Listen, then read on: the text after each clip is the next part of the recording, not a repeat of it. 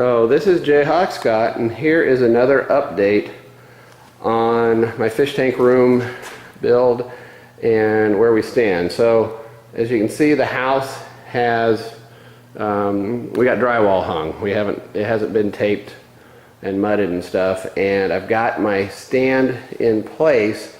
The drywall is screwed up and the stand wasn't in place and they didn't drywall around it, but we're supposed to put drywall around the front and the side of this thing. We spent the weekend leveling the tank and getting it leveled, and we've got, you can probably see the aluminum strips we've got the stand actually sitting on.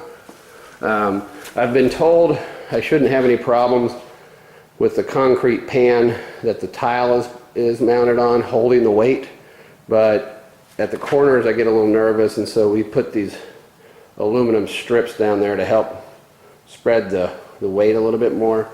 The stand is not uniform where the supports are at because I wanted the middle of it really open so that I could slide my sump in and out. So everywhere there's a leg, there's actually an adjustable footing on the stand.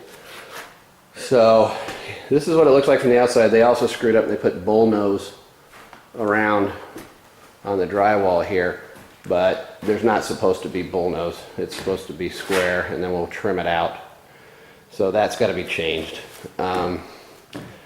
Now, another thing that we can do is, that we have done that you can see here, is the drywall around the opening is purple, and compared to the rest, which is white. The purple is for moisture, high moisture. So anything close to the fish tank has got that high moisture drywall on the outside.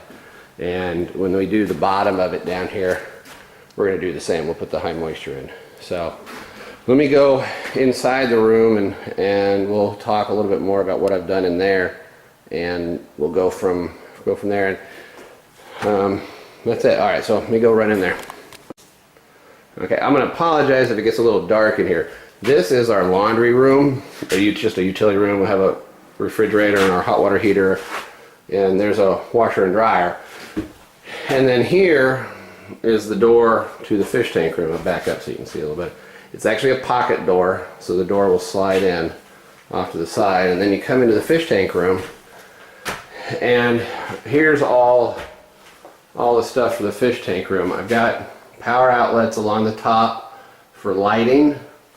I've got another series of power outlets there to provide power for all of my stuff. I don't have any power down low on this side of the room because I didn't want any electrical down close to where all the water's at. So all the electrical is really high, and I put it really high up there for a reason. It probably seems a little screwy, but down here below all the electrical outlet on this wall is where I plan to put kind of my command central. I plan to put an electronics board with all of my energy bars and all that stuff, so the plugs will actually be right above there, and so that's why those are all the way up there.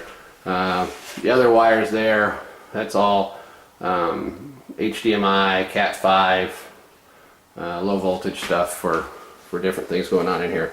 So I'll have wired network in here, as well as I'll actually have a TV in here. On the ceiling, you can see I've got the green drywall, which again is high moisture. And here I've got a vent fan. I got a ventilation fan in here. Then I got a couple can lights. And then I've got an air conditioning vent. There's actually an air conditioning return that's supposed to be up here in this corner, but they didn't cut it in, so we'll have to have that cut in. Now, one thing that's different is if you look in the room, this is all hardy board. I have the entire inside of this thing done in hardy board just because I don't want to deal with any kind of moisture or problems with the water and in here, and having issues with the drywall and stuff. Now I do have drywall on the ceiling, but I don't anticipate having problems. But I just over-engineered it and did it in hardy board. In addition to just having a regular air conditioning vent in here, this room will have its own, back here you can see the brown wire, its own thermostat. This home is zoned And one of the zones in this home is this fish tank room. So I will be able to set the temperature in this room independent from the rest of the house, and it will maintain the temperature in here. And the idea being that I won't have to use a chiller. I will probably have one hooked up to it, but I'll probably just run the temperature in here a little cooler, and I can maintain a constant temperature in here day and night, or I can vary the temperature in here day and night depending upon, because when you have the lights on, they tend to put a little heat in the water, and so when the lights are on, maybe I'll drop the temperature a degree or two, and when the lights go off, I'll raise it back up a degree or two. So that's what I'm doing. Now this wire sticking through the wall here is actually, on the other side of this wall here, you can kind of see these are the stairs. These are actually stairway lights. They stuck it through the wrong side. It's supposed to go on the other side, so we'll get that fixed this next week, and I'll just patch that hole. I'm not too concerned about that. Over here is my sink. This is where my sink is going to be. And it's a wall-mounted sink, and I have a wall-mounted faucet and spray arm. There's all my drain lines associated with it. Water supply.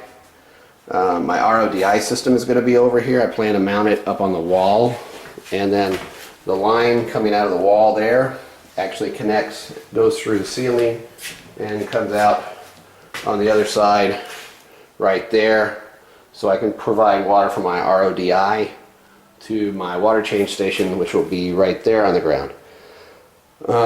Like I said, the floor is tiled, and I do have a floor drain. We did notice today that while we asked for the floor to be, sloped to the center, there actually are low spots in the corners, which we're not happy about, but we do plan to put tile up on the walls, at least one piece of tile all the way around. So this will essentially be a giant bowl, and the drain is an emergency situation, and so hopefully we'll never use it. I do also have another drain line, the one sticking out of the wall here. That's going to be used as an emergency overflow for my sump, and that's about it.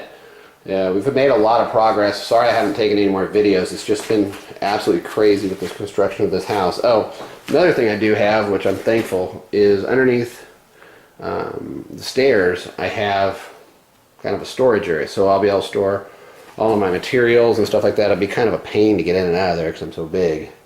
So I'm 6 foot tall, and this is definitely not 6 foot tall, but I'm thankful still just to have the storage area. So pretty cool. I'm pretty stoked about it. Let me go around front and you can kind of get a better idea what it's going to look like when you walk in the door.